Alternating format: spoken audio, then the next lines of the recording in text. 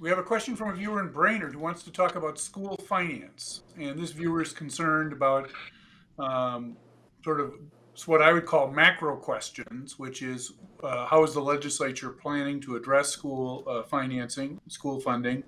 And I suppose that leads naturally into school funding issues. You can take it at a macro level and also general level. Let's start with you, Senator Housley. School funding issues. Where does that go this session? What's your view? Well, there's enough money there now for, they've been talking about how they want to fully fund education for years and years and years. There's enough money there to like overfund education. So what does fully funding mean? So that's something that will be before the legislature, and we're going to have to look at all of those. I know in my district, transportation inequality from Forest Lake, what they get per pupil compared to what they get in other cities in my district is because of the distance that the bus has to go. I've been trying to get funding for that forever. So hopefully, Erin, you're listening. That's something that's very important too. And even that caller that just called in from Brainerd with that question, it's very important to that district too. So I am not sure where the Democrats are going to go with fully funding, what that looks like from their side.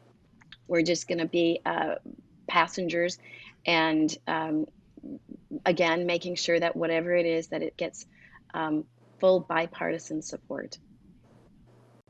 Senator Murphy, your thoughts?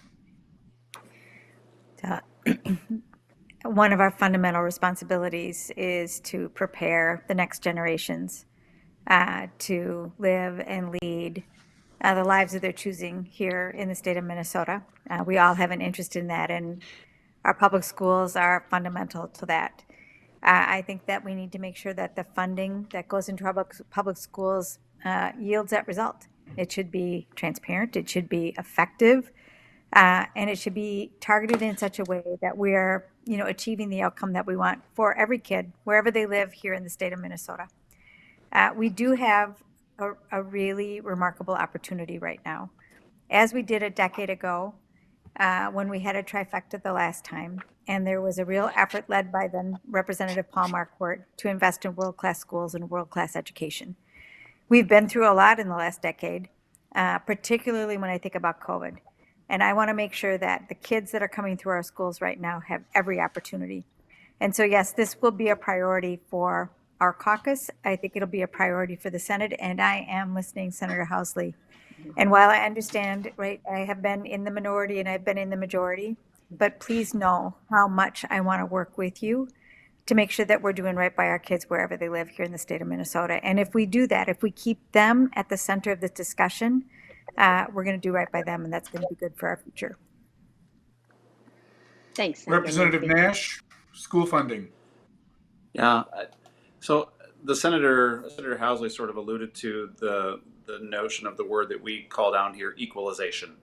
I think that as a father of 6 kids who have gone through the Waconia Public School District, the money that we get based on the formula that is applied to the education funding it nets out to be much different than it does in some of the downtown schools. And I think that we should have a very frank conversation about that, because it is an uneven playing field for funding of the schools in my neck of Minnesota. And I will hold the governor to his promise to once again talk about a one Minnesota, so that the kids in District 110 or District 112, Eastern Carver, parts of Norwood, Watertown Mayor, all have the ability to know that the money that's coming to them from the formula that we use is going to be equalized. Again, I'm a big proponent of public school. I myself attended public school. Some might say I turned out okay. Others might argue differently. But I think that I love the story that my kids get to share, that they invested in their community. And I think that we as legislators, when we say, what does it mean to fully fund education, we have to talk about the equalization part of this. And to not, I think, is ignoring something that has been glaring at us for a long time. It preceded my time here. It probably preceded both of the senators' times here. And if we're going to talk about it, let's fix it before we just put it in a drawer and keep moving. Representative Long, your thoughts? Well, thanks. I think that the Senate Democrats, the House Democrats, and the governor are all unified that this is going to be a top priority. And I think that you've heard from all of us that we're going to push hard to make sure that our schools are given the resources they need to make sure that all of our kids are educated and all of our kids have an excellent education. And we had a press conference the first week of session where the House and the Senate rolled out shared priorities. It doesn't happen very often. And we had unified priorities, and K-12 education was high on the list. One of the very top priorities that we have to make sure that we are doing everything we can for our schools. And we've seen education funding has declined as a state, as a percentage of our overall budget in real terms for our school districts. We saw big cuts under Governor Pawlenty, and we've never gotten back to where we were. We have not kept pace with inflation. The increases that we've had over the past few years have been lower than the rate of inflation. So our school districts are losing ground compared to the budgets that they've had in the past. And we prided ourselves in Minnesota on having excellent schools. We're slipping as a state in terms of where we are overall. And we've never had excellent schools for everybody. We've had big disparities in our state in terms of educational opportunity and educational outcomes based on race. And we have a real responsibility to step up and make sure that we're helping every kid in this state.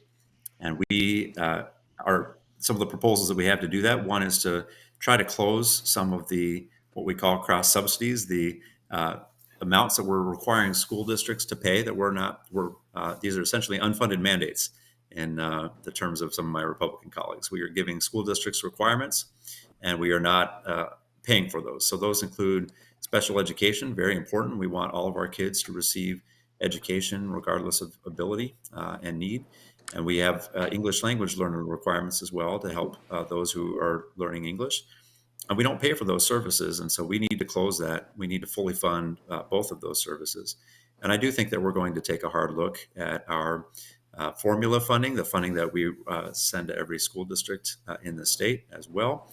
And I think we're going to take a hard look at indexing that to inflation so that we don't have to come back year after year after year and pretend that if we're giving schools the rate of inflation, that's an actual increase, because it's not.